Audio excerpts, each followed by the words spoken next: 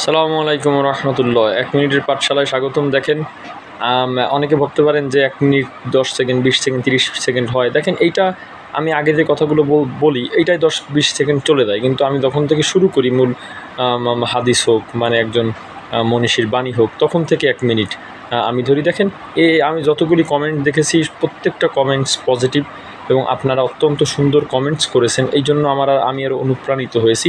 দেখেন, এখন থেকেই শুরু হচ্ছে পার্ট 16, 1 মিনিটের পাঠশালার পার্ট নম্বর 16। দেখেন, এইখানে জৈনব ব্যক্তি মনীষী তিনি বলেছেন, নফস বা প্রবৃত্তি বাদশাকে গোলামে পরিণত করে, নফস বা প্রবৃত্তি বাদশাকে গোলামে পরিণত করে, এবং সবর গোলামকে বাদশাহে পরিণত করে।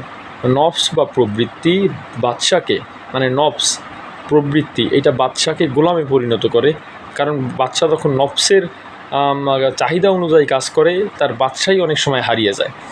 এবং সবর গোলামকে বাদশায় পরিণত করে। কেউ যদি ধৈর্য ধারণ করে, ধৈর্য ধারণ করা এক সময় তাকে অনেক উপরে নিয়ে যায়, এই জন্য গোলামকে বাদশায় পরিণত করে। কথাটি বোঝার জন্য ইউসুফ আলাইহিস সালাতু ওয়াসসালাম এবং জুলাইখার কাহিনীটাকে ভেবে দেখলেই আপনারা বুঝতে পারবেন।